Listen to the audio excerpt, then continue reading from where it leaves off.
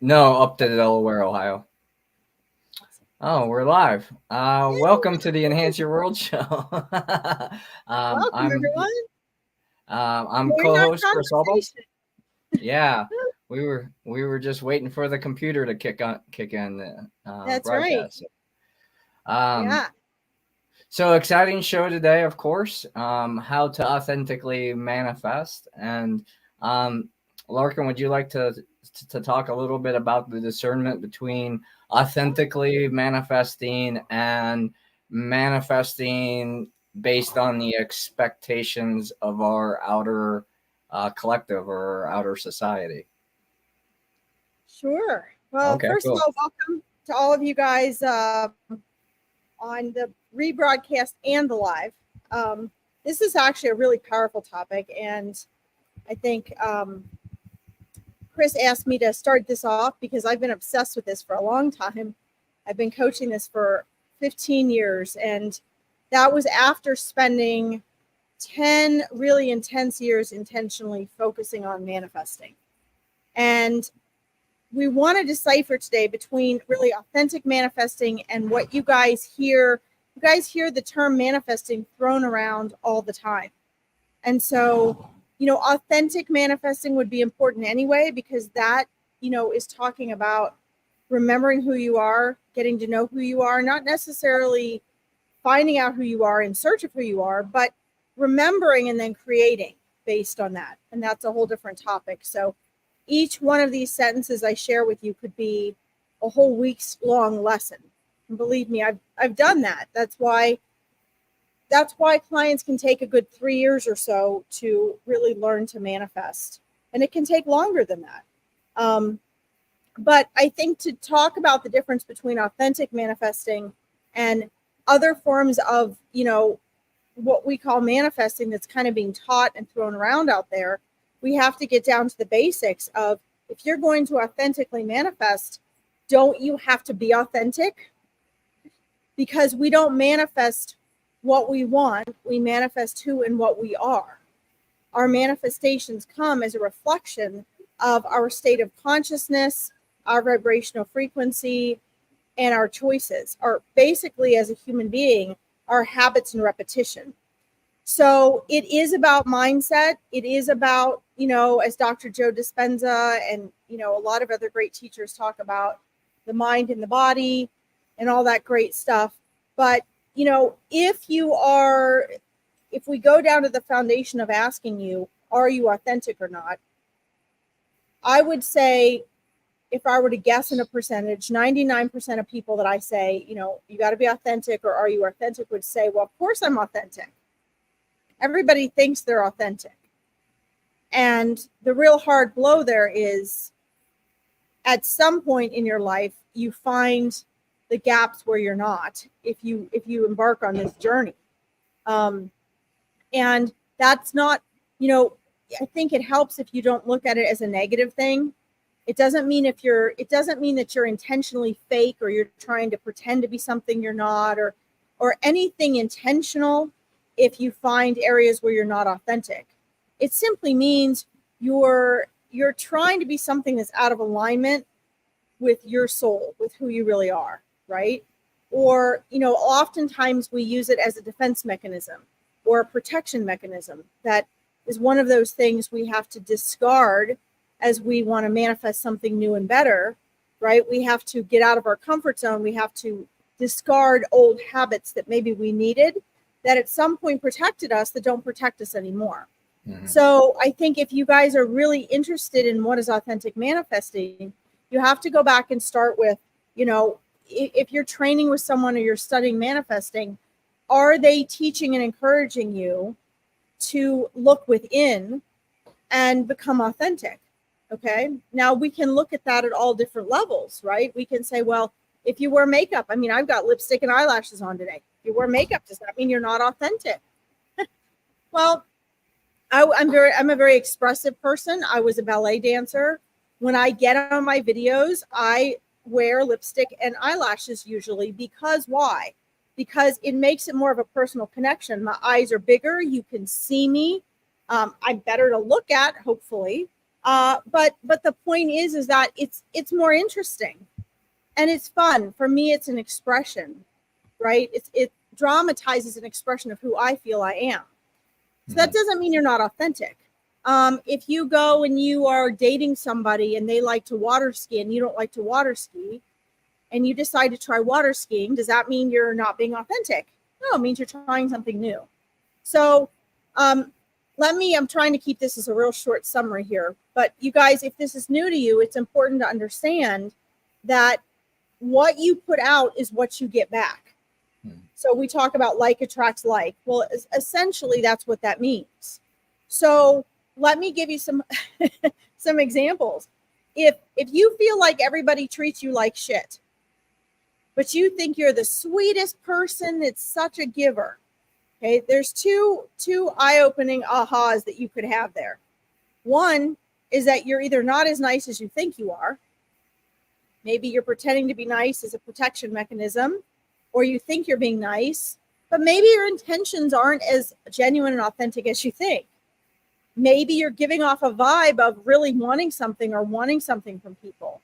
And so maybe the way you smile at them or look at them or things you do for them seem really nice, and you think that means you're a good person. You know, like people who like do a deed. They're like, well, so-and-so is sick, so I dropped off flowers, so I'm a good person. Not necessarily. So that's something to look at.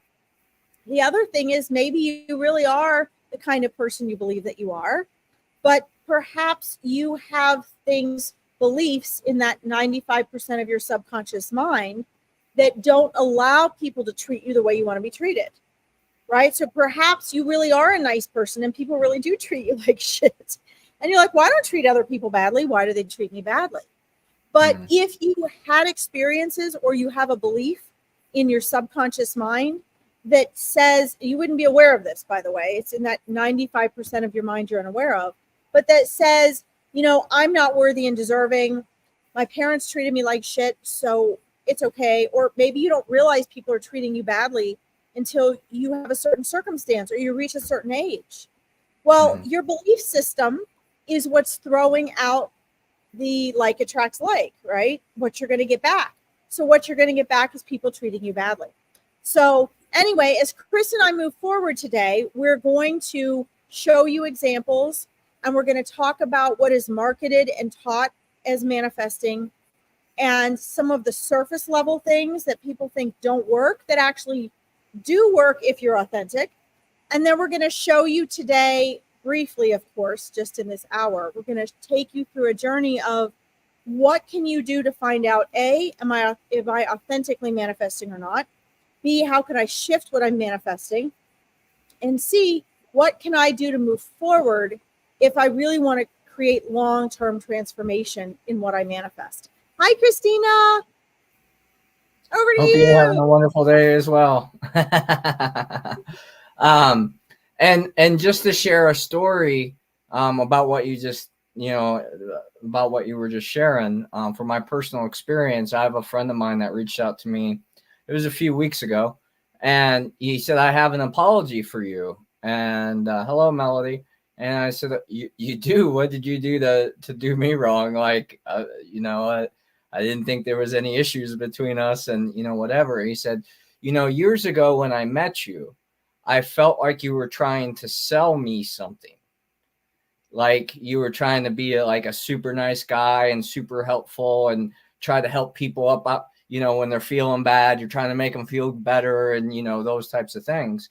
And he said, I kind of felt like there was this sell going on. And I said, yeah, I was anxious. I was probably trying to sell you something back then because I was stepping into a new way of life, a new way of being, a new way of communicating, a new way of serving. And, it was coming from that place of scarcity where I was like trying to attract clients and trying to attract, the six-figure business and, all those different things. So I was really in my mind, in my identity, communicating what I was learning, right? Like I was excited to learn what I was learning about mindset and about natural health and, how A lot of what we've been taught up to this point has allowed us to be good citizens, but not good humans necessarily, because the human part is without communication, where the society thing is justified actions or reactions. This person did this, so then I feel justified to treat them this way. They spoke unkindly to me, and I defended myself, I protected myself, I justified myself, whatever.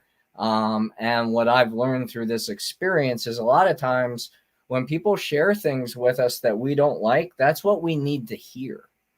And that's what we need to observe. And that's what we can use as the fertilizer to move us forward, not for their benefit, not for external benefits, but for our own benefit, to really looking at what, like Larkin was saying, the division between our higher self, our soul self, and our egoic self, our identity of self.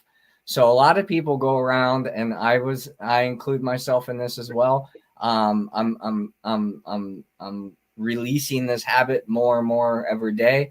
But saying, well, I'm this, or I'm that, or I'm good, or I do kind things, so I expect kindness back, and a lot of times it's our belief in what is or isn't kind, or isn't loving, or isn't whatever. But when we can really look at that from a non-judgmental place, or a place of non-duality, you can see that someone telling you something that you didn't want to hear is an act of service, is an act of love, is an act of kindness, not necessarily one that we necessarily like, but if used in the proper way, or in our own way, because we're all individuals, it can help us navigate our authentic path.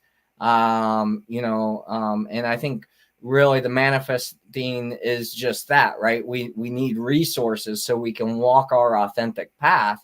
So a lot of us sit back and say, okay, what do I need resource wise? How do I need to look? How do I need to speak? How do I need to be, who I need to be associated with? What are my daily habits so I can embody that entity that I want to be? And there is a little bit of trying. The water skiing example is wonderful. How many holistic practitioners do you know, Larkin, that have like 30 freaking certificates of different things? I know I'm one of them, right? And I've gained awareness and knowledge and insight through each one that I've done. But at the same time, it doesn't define who I am. It just, these are the things these are the hoops that I've jumped through. These are the programs that I've walked through and learned about and practiced in my daily life. And I have some level of competency of it. And that's why I have this diploma or certificate, or, whatever it is, to say that, Aikido or, martial arts is another great example of that. They might not have predefined, and you'd have to educate me on this, because I don't have any belts in this. But from my understanding, you have to have a level of competency before you can take the test or whatever it is to get your next belt. Like, it's not just, oh, you've been here 6 months, so now you deserve your belt. Like, you've shown up, like, no, you've practiced it, you've studied it, you're competent enough to carry yourself at this level. And I think that's one of the things that develops through our lack of self-worth, or self-value, or self-awareness, or whatever. And someone sells us this program, is out there selling this program that this is going to totally change your life. And they're not wrong, because it's going to, because it's new awareness. However, are you going to get the the physical, tangible results in the timeline that they're promising? It's been my experience that that's never happened for me. Now, if if I continue on redefining what I've learned, then eventually I can get there. But I have to be able to refine it through surrender, through trying new things, whatever, to find the authentic residency of how I use my experience of space and time. Yeah, Does that I make mean, sense? that's so powerful. I mean, guys, I get so excited about this topic. Really, there's no end to this conversation because Mhm. Chris and I are trying to define things that we now understand and have experienced. And yet, for a lot of you listening, this is new, or what we say sounds like something that relates to you and you think you understand it, but really we're talking about a whole nother paradigm of reality. Um, you know, the time thing, I think if we break it down and we kind of look at how our world is set up, it's not set up for us to succeed. It's intentionally not set up for us to succeed. From the time we're little babies, we're brainwashed. Our parents are brainwashed. You got to do this. You got to do that. You got to get them out of the house and away from you as early as possible. Why? So they can start the brainwashing. You got to Right. put them in front of the video games and the TV. It's brainwashing. And the doctors and the researchers that knew this decades ago, when my mom opened her Montessori school, were laughed. They were laughed out of the room. And even now, it's very specialized. Who knows and understands that? So you have doctors, teachers that were denying that. So you have all these people that, once you're brainwashed, you're brainwashed. So a lot of what Chris and I are doing, a lot of what Dr. Joe Dispenza is doing, what Dr. Wayne Dyer did, what Eckhart Tolle is doing, what Marianne Williamson is doing is deprogramming. And that can only happen if you're willing. And like any addiction, it's really hard. And so, when we're talking about a timeline, I mean, Chris is absolutely right. Like everything is a process, but we're taught immediate gratification. In school, the kids are taught, like when I was a kid in a lot of schools, we lined up in alphabetical order, which was great. But in a lot of places, like when I taught gymnastics or dance, it was, whoever gets there first, the first three people in line get whatever. Right. I had an economics class in high school, and it was whoever raised their hand the fastest with the answer got extra credit points. And literally you failed the class if you didn't do it. And I had this teacher go to my parents and want to kick me out. My way of learning was not be as fast as possible, shoot my hand up before I even knew the answer, and then guess and hope I have it right. Right. And so because I had a different mode of learning, he thought I was an idiot and I was stupid because I wasn't shooting my hand up. Well, I was shy. Like that wasn't even my way of, that was awful to me. Right. But what did we do in that class? We competed to raise our hand. Right. So, if you notice when you're driving on the road, someone will speed past you 20 or 30 miles, over the speed limit you're driving when there's no one behind you, just to pull over with no blinkers, slam on their brakes so they can get off that exit that's right in front of you. That if they had just stayed behind you, they would have gotten off. Now, what is my beef with that? My beef with that is it shows me the mindset of the person. It shows me it represents to me the collective mentality in society. May not be a bad person behind the wheel, but the fact that there's such irrational reasoning there is frightening. I mean, think about it. They're putting themselves at risk. They're putting you at risk, other vehicles at risk. They're wasting gas. They're putting forth an extra effort. They're getting their adrenaline going. All they had to do was coast off behind you at the speed limit. And half the time this happens, I'm going ahead. I'm going above the speed limit anyway. Right. So it to me, it's infuriating because think about that. Translate that now to the grocery store, to how they deal with their children, to how they deal with their spouse, to how they go through, how many of you have had bank or credit card or paperwork issues where someone has screwed something up because they're in a hurry and they haven't even read what they're supposed to. This is a part of that. So my point is that everything is a process. And, the reason like Dr. Joe Dispenza teaches everybody that for his clients to see results, it's a minimum of 2 years, of 3 years to start reversing diseases, to start transforming lives. I found that out on my own by coaching people because I knew how long it took me. Now, when you go to sign people up, I interview people for my mindset coaching because if you sit down with somebody and you say, I can help you transform your life, but you don't know me from Adam. You're going to pay me this many thousands of dollars. I just need you to trust me and stick with me. I'm going to tell you to do the opposite of everything you've ever done, everything society is telling you, all these other coaches are promising you, because I'm not going to promise you anything unless you do what you're supposed to. I'm lucky to have a business at all. Okay. Yeah, right. But let me be honest with you instead of sell you, right? But people want to be sold to. And that's one of the things you're taught in sales. I mean, I'm really good at sales. You're taught that.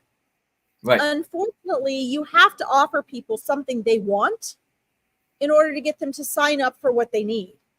And, and it's exhausting. Like I've changed a lot of what I've done in my business this year because during those I know how much progress happens within a year, and it's different for everybody, but it's generally the same. If they're dedicated, what happens in 1 year, 2 year, and 3 years in transformation? And, is it worth it? Oh my God, it's worth it to have the loyal support that we give our clients. I mean, I don't know any coach that is loyal and persistent as I am. You might be, Chris, but I can only speak for myself. Like, I put myself through hell. I have to fight my clients sometimes when they're scared, when it's something new, when it's out of their comfort zone, when it's unfamiliar, to stick up for themselves. And it's hard work. It's scary. It's not easy. It's very draining. But those people that have stuck with it halfway through year 2, they're calling me and they're getting on their calls and they're like, oh my God, I never thought I'd be able to do this. Oh my God, I'm doing this now. Oh my God, I just handled this thing that would have had me, in a nervous breakdown, like it was nothing. So my point though, kind of goes back to what Chris keeps getting at. Cause when we set this up today, it was funny. Chris mentioned authentic manifesting differently than I did. I said authentic manifesting, and then Chris wrote back in Messenger and he was like, what did you call it? Oh, walking your authentic path. Yeah. And he goes, same thing. And then I messaged back and I was like, oh, is it or is it? We'll see. We always have these little debates, even though we're really coming from the same place. We title things differently. But it's a really good point because that leads us to what is your path, which people always ask. And let's not forget what Dr. Wayne Dyer was trying to teach everyone. The most I see all these popular coaches, and I know because I've been in this industry over 15 years, they try to teach how to get what you want because that's what sells. But Dr. Wayne Dyer kept saying, it's not about what you want. You don't get what you want, guys. You get who and what you are. So if you have things that you want or that bring you joy, love, fulfillment, abundance, you have to become that. Right. What does it mean to become that? It means, first of all, you have to be authentic because the universe doesn't lie. The universe, if you're atheist, doesn't matter what the hell you believe in. Right. Energetically, your energy doesn't lie. So if you want wealth and money or to feel abundant, you have to become abundant. That means you have to start feeling like you're lacking. You have to stop comparing yourself to others. You have to start feeling like you need. You have to stop always wanting something. The irony is you have to stop wanting. And thousands of years ago, what did the Buddhist monks teach? Want for nothing. What did the great Indian teachers teach? Stop wanting anything. Right. And the irony of what happens is in one form or another, whatever level you take this to, you start to become abundant. Right. If you become thankful and satisfied with what you have, things start being given to you. Mm-hmm. They come to you. What you have to do becomes clear. And my friends, this is what nobody wants to do. And so most of the work Chris and I have to do with clients it's just changing your mindset and your belief, but it's also helping you to change your conscious Mm-hmm. level, because everything you want is outside of your comfort zone. And that also means a new level of consciousness. And if you're not, it's Mm-hmm. not pretty. Getting there is not pretty. I want to say one more thing. I know I've got to turn this over to Chris because I've been blabbing on, but guys, one of the things I was also thinking while Chris was talking is, and this is really hard. I try to tell people this in my readings because spirit always comes through with this. We have to, we live in a world that says, if it's slow, it's bad. If it's uncomfortable, get away from it. You got to stop the pain. You got to stop the struggle. You got to not make mistakes. And the truth is that one of the things we've discovered is that they're blessings. They're road signs. They're part of what gets us where we want to go. Mm-hmm. So you have to stop looking at, oh my God, I had, like when I see people, oh, I had a terrible day. Did you? Or did you just get a lot of road signs today? Mm-hmm. Is your higher self, is spirit, is your mindset ready to grow? Because it gets more painful the closer you are to a breakthrough. If you're putting off your breakthrough, you're going to start struggling and you're going to start suffering. Mm-hmm. If you're missing the road signs, guess what? You're going to keep making mistakes. If my clients aren't making mistakes, I'm scared for them. Because if you're not making mistakes, you're not getting any closer to new and better manifestations. So just take that with a grain of salt and think on that a while. Yeah, and I mean, going with what you were just saying, I was pondering this morning. Why does going out into nature or going into the woods and the wilderness bring us such peace? Because the frequency of nature is already abundant.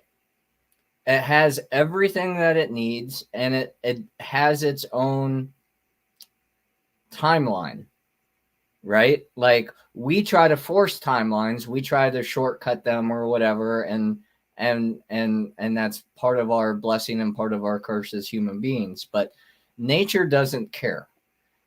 Everything gets done when it needs to get done. This is where divine timing comes in and all that kind of stuff. So spending time in the woods is allowing you to communicate with the higher levels of consciousness beyond our egoic knowing of where we've been in this lifetime.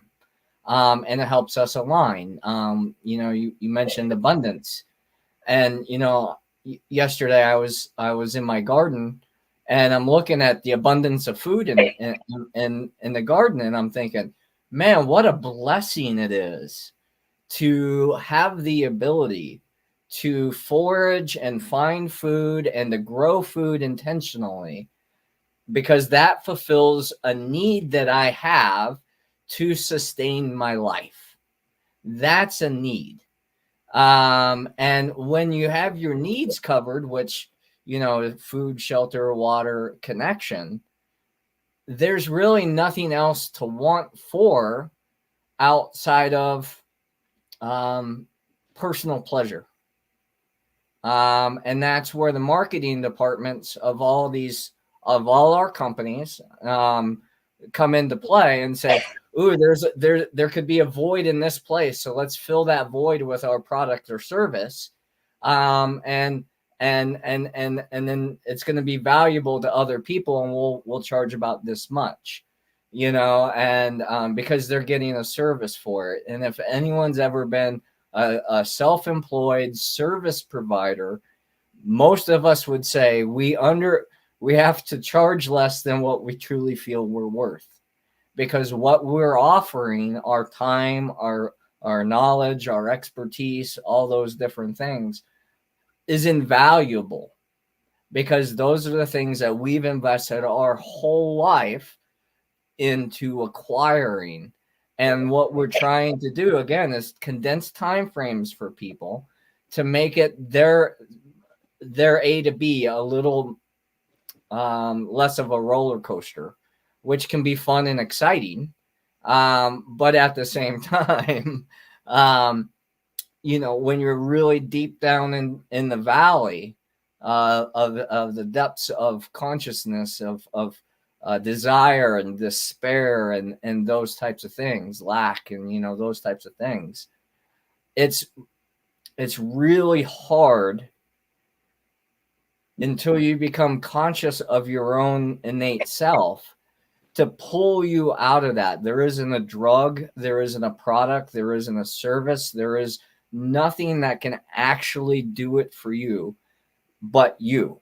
Now there's guides, there's therapists, there's all these other people that have specialized awareness and specialized knowledge that can help fill those blank spots, maybe, to give you an easier awareness of the choices you're making or can make, and then be able to go, and it's really challenging, especially in this industry, to not give advice in ways, because that was what I did. That is what I experienced. Because if I pinpoint one circumstance or one result that I did or didn't get based on my past, that negates all the other stuff that, like you were saying about the unconscious, subconscious programs, right? Like, I had to realize that the reason that I was able as a younger to reach certain states of external success was to teach me about it. And then when I lost it, there was another teaching there of how to respond, how to learn, how to grow, how to heal from my own limited mindset, whether it was conscious, unconscious, because that's hard to determine where it's coming from until we can really truly open things up and say, well, this is a repetitive pattern. This isn't a creative thought. This isn't a new thought. So I can't be conscious. This is a repetitive thing. This is something that I've gone throughout my life in various different ways. This must be pointing to a subconscious belief, a subconscious program, a subconscious memory that's trying to protect me from that pain I experienced back then. Knowing our presence and knowing where we are right now in this moment is a unique place. Nothing that's happened to us in the past can happen again outside of the way that we relate to it. And by breaking those patterns down and saying, I'm going to relate to this in a different way than I did the past, in my view, allows us to evolve to a higher level of awareness. But it also allows us to grow our roots, if you will, into Mother Earth or reality or whatever, to help us stay present and mindful of our holistic energy, mind, body, and spirit, emotions. And, we can dissect that into all kinds of different things so we can make it really complicated. But really, if we're just looking at the form of energy, it's always flowing. And the resistance that we're feeling as things are flowing, that's our healing edge. The things that we're getting that we like, those are the little breadcrumbs that keep us walking down the trail and moving us forward. Because, most of us, especially those that I speak to that have been walking this path for 5, 10 plus years, they go to a point and they're like, I got to a point where nothing was working anymore. Like, I got to a point that my meditations weren't giving me what I used to get from them, or yoga wasn't doing the same thing for me, or whatever the modalities were, smoking, exercising, whatever it is. I mean, it can be, we can judge it as limited, or we could judge it as, you know, whatever, because in that moment, the time that we started, it actually did benefit us. That's why we started the habit in the first place. But it's actually refining all these things. So then we can look at ourselves. And this is why, you know, I talk about gauge, because gauge is a compass that allows you to move through the challenges, move through the things. You know, I was speaking with somebody yesterday, and she was talking about her husband, and you know, he made this huge breakthrough where he finally came out and said, I'm not currently feeling anything, and I can't ever remember feeling emotions. Like, I'm just here, I'm numb, you know. And I was like, wow, that was powerful. And you know what, I've always liked that guy. And she started laughing. She's like, you're the only one that's ever said that. And I'm like, because I could feel that within him, but look at what he chose to do, even in spite of that. He didn't use the justifications of not feeling anything, not feeling joy, not feeling happy, not feeling sad, not feeling anger, to move him from him showing up, being a responsible human being for himself and for his family, allowing you guys to get to where you've been able to get to. And you guys are consciously choosing to grow together in these ways, and it's so beautiful. And she stopped for a minute, and you know, she's sometimes talks, you know, we talk really fast, and you know, we all do that, I guess, in this business. And she stopped and really took a pause, and she was like, man, what a wonderful way to look at that. And I'm like, that's, I think, the light and the love that comes from those of us that have gone through traumatic experience, that have gone through near-death experience. I mean, I used to be a cutter because I didn't feel emotion. I didn't feel anything. And if I tried to tap into things, I felt pain. So that meant that I didn't want to go there, right? And so I would cut so I could get used to feeling something. You know, I had a few near-death experiences where I cut too hard, or I was really going through a dark time and decided to take my own life. And that was only when that I really discovered for myself why I'm here. And then I had to put on a bunch of different hats, try a bunch of things, you know, because, you know, I had to find what works for me. You know, I'll wrap it up with this. I just heard from Mamo Lorenzo, who we do the retreat with. That's a Colombian Mamo, and a shaman. And he's developed a shaman's network, because what he's heard is the same thing that I've heard. And it's about getting back towards nature, which is the mission of any true shaman, is to protect to protect our nature, our Pachamama, our you know, consciousness is going to evolve. It's going to do its thing. Like, we have no real say in that that much, other than for our personal selves. You know, that's the higher frequencies, whether you want to believe in the aliens, the universe, God, whatever. There's a master plan. But what we can do is take those narratives and those directives that we're getting through our thoughts and our feelings, and implementing them here into the physical reality that we call our 3D life, our planet, and finding harmony to sustain life beyond ourselves and our generations. You know, the only purpose of a plant is to create seeds. Why? So it can extend life beyond itself. The purpose of animals that fornicate is to create new life. So life moves on. It's a cycle. And we're blessed with a lifespan, whether it's 100 years, 80 years, 500 years. whatever it is, there's a lot of theories out there saying that, and genetically they can prove this, that we should live to 150 with no problem, genetically speaking. So what's keeping us from being able to obtain that? Our level of consciousness and our way of life.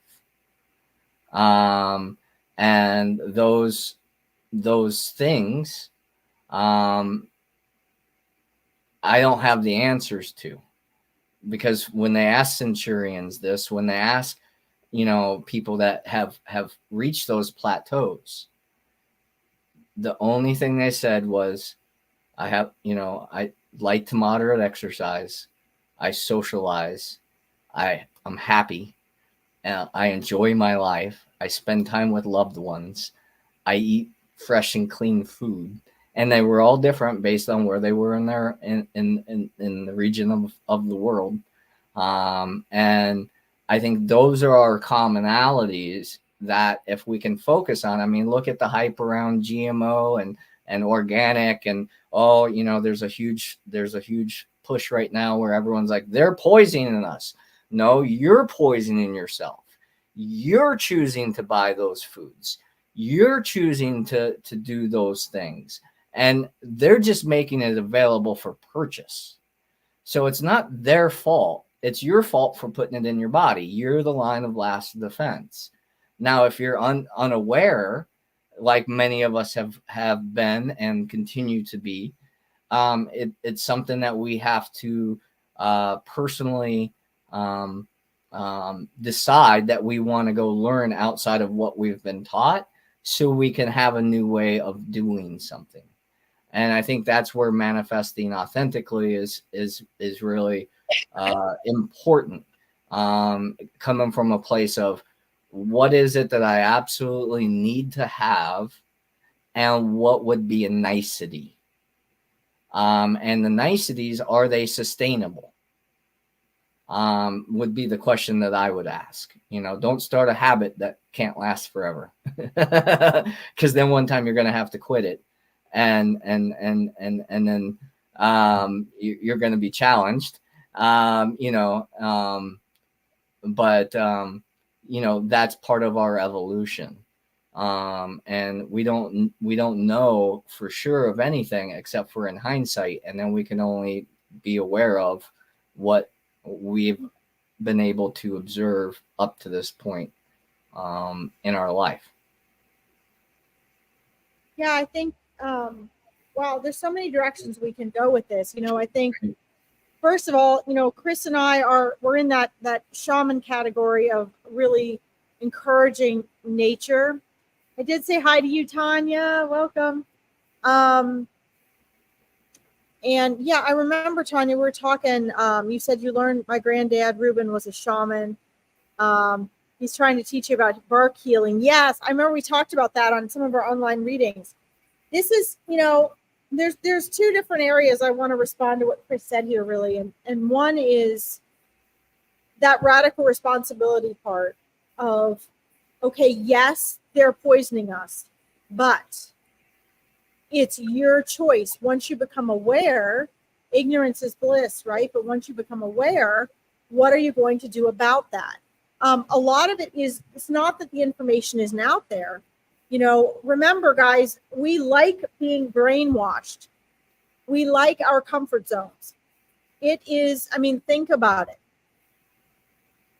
It's easy to make money off of poisoning people, because most people I know, no matter how passionate they get about any of this, whether it's quitting sugar, quitting smoking, not eating fast food, growing their own garden, it takes a lifestyle change. Mm-hmm. And people don't like to change. The egoic mind does not like change, because in the original wilderness, change could mean death. Mm-hmm. Right? If you changed to the other side of the river, you had to relearn where all the poisonous bushes were, where all the dangers were hiding. Somebody had to retest the water and find out if they were going to die drinking the water or not. Right? Mm-hmm.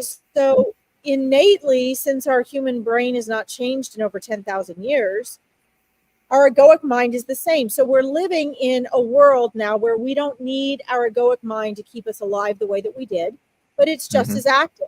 And so the leap of, just like Chris was talking about, like, you know, when you change your perspective on things, like we were saying, when you change your perspective about what mistakes mean or what being uncomfortable means or what struggling means, these are road signs, right? And the same thing is true here. If we don't take action on it, right? You know, you've got somebody who's mistreating you. Okay, so you can either victimize yourself or you can take radical responsibility and say, you know what, I can't control their behavior, which is typically what we try to do, is we try to control other people's behavior and make them change.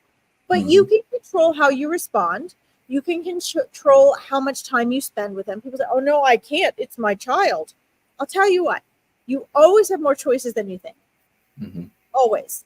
And that's a lot of what we have to deal with in coaching, is helping people be aware of that. Part of authentically manifesting is being aware of your thoughts, being aware of your habits, being aware of what you need to change and what you're not changing. Okay, nobody usually wants to change, right? They want the 6-figure income or the 7-figure income, but they don't want to have to get up early to do it. They don't want to have to work the extra hours. They don't want to have to get on sales calls. They don't want to have to, you know, whatever the case may be. So they end up, you know, continuing with whatever job they have and settling for that. And there's nothing wrong with that unless you're unhappy with it. If you want something different, it's up to you. Okay. So when a person wants the changes and the thing they want to manifest more than they are afraid of getting out of their comfort zone, more than they do not want to be uncomfortable with the temporary change that is required to get what they want, then and only then will they create the transformation. And this is true, which is why, as Chris was really running us down this path of, it's necessary to be uncomfortable. It's necessary to be scared. It's necessary to be anxious. It's necessary to be upset. And when we start looking at the world this way, instead of, you know, we say, okay, everything's working out for us. If I'm struggling and suffering, then there's something that I am not changing that I need to change in order to grow. Because when you are keeping up with your growth, you don't struggle and suffer the same way. If you have, I always tell my coaching clients, because I discovered this for myself. If you are struggling with something for 6 months or more, and you're not creating a shift, then there's some comfort zone you're not getting out of. There are some changes in your habits and decisions that you're not making, and that is all on you. And come on, we live in a world where you can drive through McDonald's, order a cup of coffee, and if it spills on you and it's too hot, you can sue and win. But yet, if it's not hot enough, you go in, you bitch at the counter, you get a month's worth of free coffee. So temporarily, you're getting what you want. But my question is, what are you putting in your escrow, as Abraham Hicks would say? Energy, it comes back to you, right? I say this all the time with people who want free stuff. People, as coaches and readers, they always want something for free. Nobody wants to pay for a $25 workshop or a $60 reading or a $500 course. But yet they'll go out and they'll buy a $30,000 motorcycle, take out a loan to do it, take out another mortgage on their house. They'll spend thousands of dollars on cigarettes that month. They'll, the list goes on and on and on. And that's okay. You may get away with that. You may think that's okay. But there's an energy exchange there, right? So if you're paying for a doctor's visit because you're forced to, because you don't want to be uncomfortable, but yet you don't want to pay for coaching because that's not as important and you're not suffering as much as maybe you were when you went to the doctor.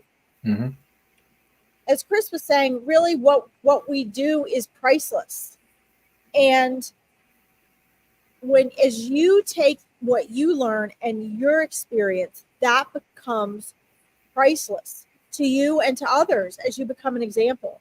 Mm-hmm. Now I want to leap over and talk about nature for a minute. I have never thought of myself as a conspiracy theorist, ever. But I came to this planet, into this life, from the time I was a little kid, feeling like my job was to save the earth. Mm-hmm. That meant, I mean, obviously, we're going to be the first ones to die, guys. Like, I mean, it'll be us. It'll be humans. And people don't know or believe that either. But the truth is that we are being lied to, and the information is right there. And there may come a point where we try to say this online and we can get killed for it. Mm-hmm. But the truth is there are people, and I'll just say faculties, that are literally paying billions of dollars a year to make sure that you do not believe in global warming. Mm-hmm. It's propaganda, and they have more money than any of us, so they can do it. Billions of dollars a year to make sure that rainforests are cut down. Mm-hmm. Billions of dollars a year to make sure that people don't believe in environmental issues. You know why? Do you know how much it costs to put some air protection on some of these production facilities? Up to $30 million for one facility. They don't want to spend that. They want to pocket that money. Mm-hmm. Okay. Now, I don't have anything against money. I taught people to make money for years. But when you are seeing the drastic difference between people working really hard and I worked 10 jobs at one point, and I could barely live on my own and take care of my 10 animals. 10 jobs, 7 days a week. But then you have people who can get everything written off their taxes. They don't really have the money. They can say, I'm a multimillionaire, I'm a billionaire. They don't really have the money. It's tied up in things. But what they do have is the power to influence. Mm-hmm. They own medias, they own the social medias, they own the networks. And again, guys, I'm not a conspiracy theorist, but I am a realist. And the truth is that if we weren't brainwashed as a whole, we could see that we can't survive without nature. People are believing you can survive without nature. Right. They grow up in a concrete jungle, and that's their norm. And you know what? It only takes one generation to convince everybody of something. So what does this have to do with authentic manifesting? It has everything to do with it, because the truth is that when we authentically manifest, we are following the laws of nature, because we are nature. Yep. When we are miserable because we can't buy those $500 pair of shoes, or we are stressed out because we can't afford the $3,000 a night cabin on the cruise ship, and our biggest goal is to put the 5th car in our driveway, we are becoming hollow inside. Chris was talking about gardening and all that stuff and what's fulfilling. Guys, this sounds so stupid to some people. Mm-hmm. But what's most fulfilling to me is coming to the barn and taking care of my animals. Yeah, I'm mucking shit out of my stalls. You know why it's fulfilling? Because truly and authentically, when we talk about love, caring, joy, fulfillment, to leave my horses in a nice, clean, happy stall that they couldn't do for themselves, knowing they're going to rest and then go out and have fun tonight, that's fulfilling. It's something real. Mm-hmm. And there was a time where, I could easily afford whatever I wanted. I could go shopping wherever I wanted. I was gallivanting through Europe. And you know what? It was one of the most unhappy times of my life. I could do whatever I wanted. There was constant entertainment. I had free time to do stuff. But it's so much more fulfilling when we are authentically getting our hands in the soil, so to speak, creating things. And so I want to leave you guys with this thought. What if, just for one day or one weekend, instead of what movie can I go to, what restaurant can I eat, what do I want on my manifesting list? And I taught people to do that for years. What if instead we were like, okay, who needs what?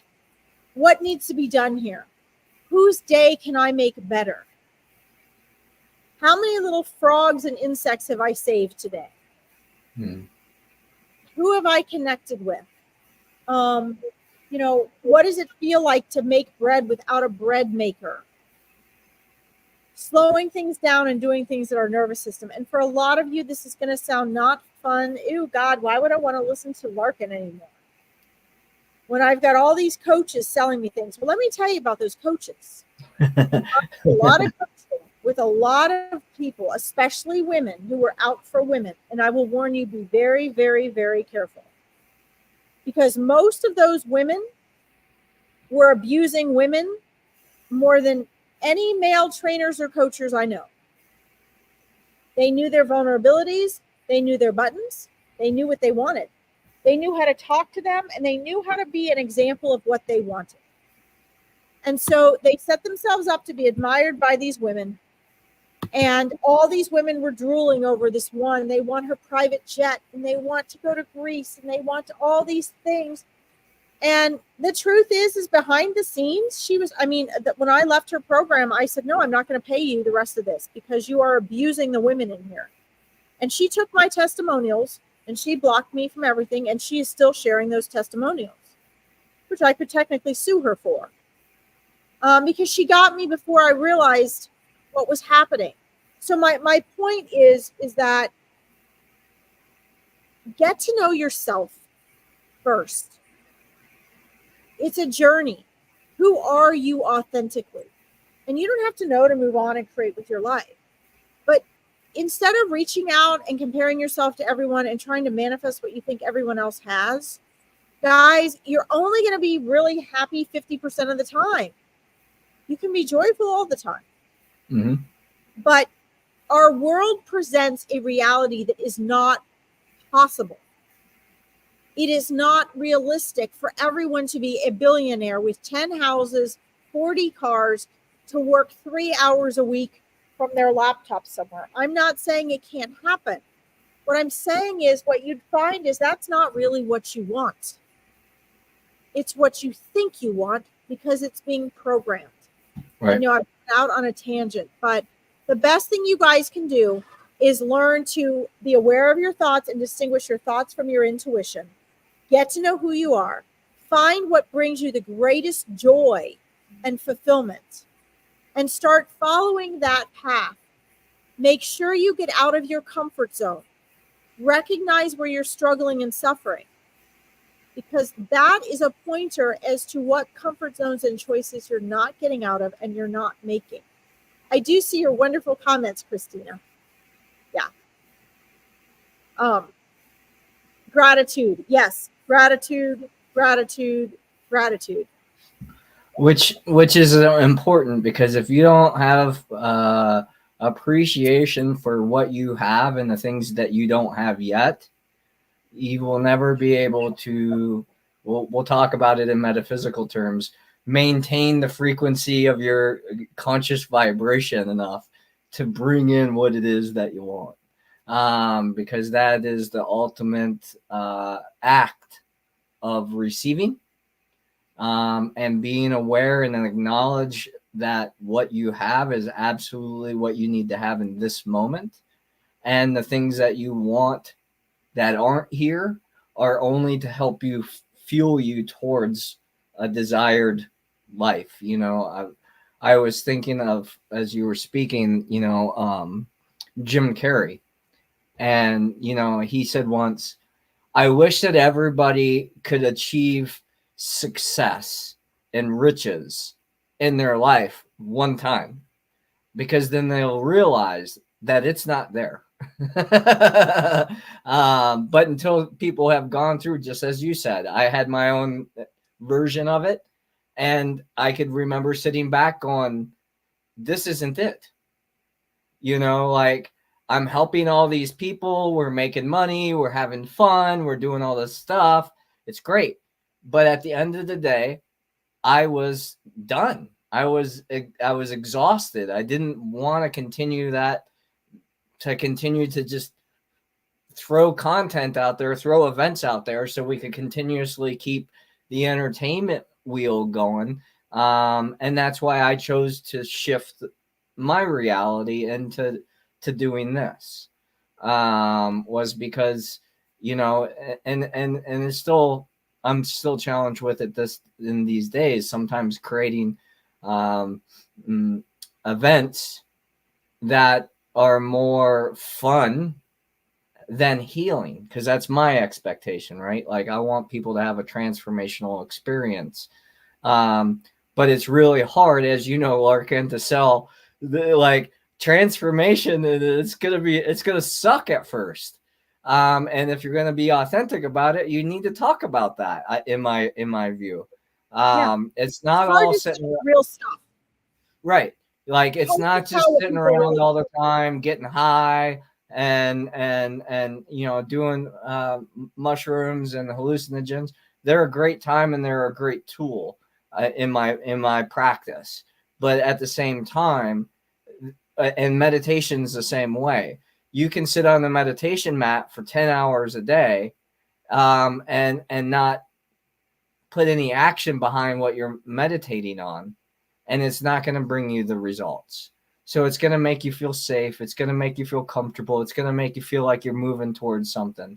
But if things aren't showing up for you, both the things that are challenging and the rewards that are the little, we always talk about the hummingbird, and one of the lessons that they teach is to enjoy life as an epic journey, but to enjoy the sweetness along the way.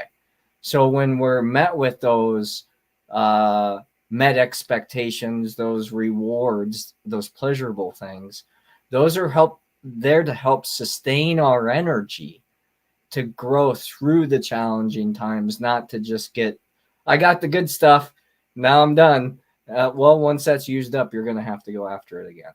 You're going to have to put action out there again. And the more sustainable you can be in your thoughts, your feelings, your actions, the more your evolution looks like this, rather than this crazy wave thing where you're having these super high highs and super low lows, because those are challenging to be able to navigate for a long period of time. You can do it when it needs to. It helps, as they say, a skilled sailor doesn't happen by avoiding the storm.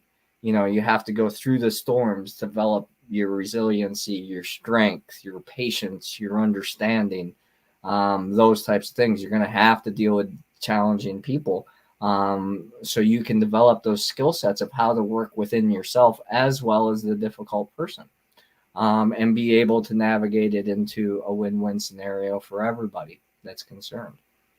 You're all on a yeah. Go ahead.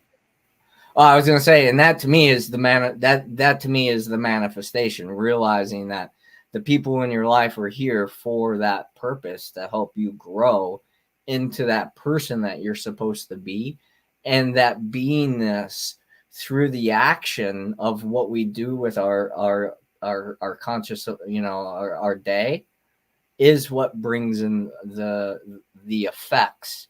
In universal law, we'd talk about cause and effect. We are the cause. The effect happens because of the vibration that we are, and that is more than just mindset. That's more than just feeling, and that's more than just behaviors. It's a whole. It's a wholeness to get the wholeness of results. And if you're only on one stream of that energy line, you'll get that one stream, but maybe not the other one. And I see it a lot in plant medicine. People emotionally will feel great, and they're able to navigate the story, but they haven't done the actual work with their shadow self, in shamanic terms, to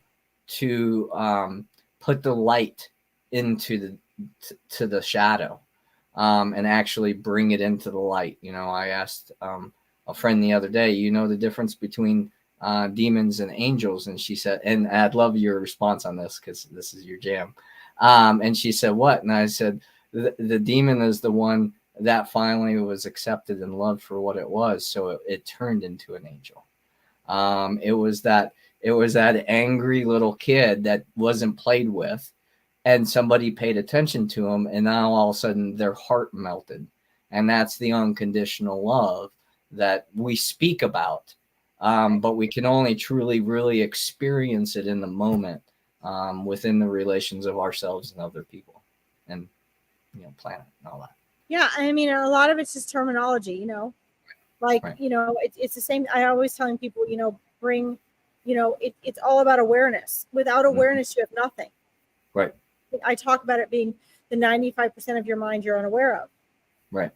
And so really, guys, when it comes to manifesting, the bottom line is, and this is why it takes so long and it's a practice, there are several keys to that. Gratitude is one of them. But it starts with awareness. I mean, week 1 of coaching, that's what we start with. Awareness of your thoughts, and then awareness of your feelings and emotions, because emotions are the mind and the body. Right. If you have self-awareness, you can do so much. But if you don't have self-awareness, you can't manifest what you want. You can't transform what you want. You can create temporary change, and that's all. Right. So, as Dr. Wayne Dyer said, when you change the way you look at things, the things you look at change. And that's such an easy quote to repeat, but it's hard work to do. And, we're very realistic with you guys about this. I want to let you guys know that, on the 7th at 11 a.m. on Saturday, we have the healing sphere that Chris and I are doing. With that comes a lot of energy work, a lot of philosophy, but also a lot of, mindset work and choices and changing and how to, release the past and use the present and move forward. One second. Here, it's right here. The challenge with presence. Something got her attention. Only shows up, right? She's normally here early in the morning. She shows up. I've had her food in the bowl for hours, and instead of going to the bowl, she has this real tiny mouth, and she's staring at me. So I'm like, okay, unless I go over and point, she's going to go kill another bird. So here we go. Right. But anyway, on the 7th from like 11 a.m. EDT, Chris and I are doing this, healing sphere, and it's a prayer sphere. Sorry, we're going to teach you guys. Chris is looking at me like, what are you talking about? We're going to talk about disempowering and powerful ways to pray individually and collectively. And then I also want to let you guys know that we're working on something with gratitude, and we're going to have a whole gratitude week. We're going to have an event based on gratitude to give you guys a taste of that. It is helpful especially if you're not in coaching, to have something where there's a community support, because otherwise you go back into the world on your own. The whole reason we do coaching and masterminds, at least the reason I do, and I think the reason Chris does, I don't know what everybody else in the world's doing, but it's in having, and I'm not a community person, guys. I'm very much of an individual person because of our spiritual path, but we also need to learn and have a support group that is with our state of consciousness, right? You don't want to be, if you want to learn to grow your own food and not poison yourself and live more authentically and close to the earth, you're going to have a hard time doing that if you're living with city goers that eat fast food 10 times a week, that, are, not in touch with the earth. That's going to be hard, right? Yeah. Like-minded people, Christina. Exactly. So, but it's also about having that support when you're creating transformation and major changes, because when you do that, the people around you get uncomfortable and they make it hard for you, because we transform one person at a time. So that makes it vital. It's important to have the validation. So anyway, Chris and I are going to have the gratitude event, and then don't forget, you guys can find it pinned to both of our pages, the prayer sphere. I also want to let you guys know that I have a metaphysical sampler where we're doing, it's called Awakening Your Intuition, and it's a 3-month thing. But you guys, you have to message me because I'm going to release it in the next couple months, but I'm going to be picky about who gets in it. It's not an expensive mindset coaching program, but you know, we're both trying to do things that are affordable to people that are really interested in these things. But at the same time, we don't want to, we have to make a living doing it. We put a lot of time and effort and energy into it. It's not just our trainings that go into it. It's the experience. It's the years of tears and agony that we've decided to use to try to hold space for people. You can't really teach people, but you can hold space for them and guide them while they create their own transformation. But anyway, check both of our pages. And if you guys want to subscribe to the YouTube page, we have these things going on. Right. But what if you were to leave everybody, Chris, with one way they could get started today on authentic manifesting, what would it be? The first thing, as you said, awareness and gratitude are really the pillars of this. So sit in it, whatever it is. Like, don't do anything, because we're so used to doing. The doing part is the sitting part. Yeah, and allow. We're used to reacting, right, too, to everything instead of just being with it. Yeah. Right. So just be with whatever's coming up. If it's uncomfortable, thank it. Thank you for your appearance. Thank you for this challenge. Thank you. And I don't know why you're here. I don't know what this is for. I don't know why I'm still thinking of this person or this thing that happened years ago. But thank you for coming to visit me, because there's something there that I haven't got curious enough about yet for it to present the opportunity to move through it. And that will help you manifest in ways that no one can teach you how to do it, because it's about harmonizing your energies that will allow you to manifest the life, the relationships, and the healthy well-being that we're all seeking after. Yeah, what you guys want is not what you think you want, and the way you think you get it is not what you think. I can only say that because I've intentionally working on this stuff, guys, for over 20 years. Right. And it cracks me up, because what I can manifest now and what I manifested from what I started trying to manifest years ago, some of it I'm like, what the hell? Oh yeah, that's right. I worked so hard on that years ago, and now it's coming to fruition. I don't even want it or need it anymore. And I could see how long my timing was at the time. Up there's the cat, Blackberry. She's gonna want to dig her claws into me. That's why she's up here. And then she's the one that jumped on me that one time when you guys couldn't see, and I went, ah! And then the other thing is, a lot of times people incessantly measure, right? They measure, oh my God, it's not coming. Like, especially women, it's like, oh, this isn't coming yet. I've measured every 5 minutes. I measure, is this working? Is this not working? Okay. But the truth is that the universe, your higher self, it is working. Whatever it is you're really manifesting, like, it may not come in the form you think. It may not happen the way you think it's going to happen, but everything's always working out for you. So if you're like, I want this and that because I want to feel abundance and I want freedom. And don't get me wrong, guys, we're not knocking money when we're talking about what we were saying before. I mean, money definitely makes things easier. There's things you just don't struggle with, freedom to help people, but it only works if you have the mindset and frequency that matches it. Otherwise, it doesn't really help you much. But looking back, having done this so long, I can look back and see, oh my God. Okay, so the universe didn't give me this situation. Instead, they gave me something better. And there were years I was resisting what was happening because I was struggling and suffering only because it wasn't what I wanted. Right. And yet they gave me something better. I mean, it happened in so many areas of my life. So trust that things are working out for you.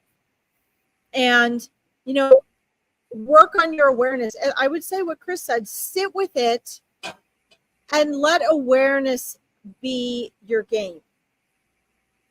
When you're not thrashing around and struggling, when you're not resisting where you are, and you sit with something, you will be amazed at the awareness that comes out. And I think that's a good place to leave you guys. Wonderful. Well, great show, Larkin. Yeah, absolutely. Don't forget to join us, guys, on the 7th. Right. And then, which is Sunday, not Saturday. Oh, is it Sunday? Oh, whoops. Yeah. You freaked me out for a second. I was like, oh my God. Squeeze it in. I had the Teacher Spirit Guides event last Saturday, and I mixed them all up. And I'm going on 2.5 hours sleep again. So. Okay. Well, take care of yourself. Yeah. Take care of yourself and Tempy says goodbye. This is Tempster. Bye, Tempy. And you're welcome, Christina. Thanks for joining us, guys. And thanks again for tuning in live and on the rebroadcast. I know you can find us on and subscribe to our social media channels on Facebook, Instagram, YouTube. I know all the replays are hosted on my website, enhancingyourworld.com, so you can go there and check those out if you wish. Plus, find out all the other events that we have going on as well. So thanks again for tuning in, and we'll see you next week. Bye, guys. Have a great day. Bye.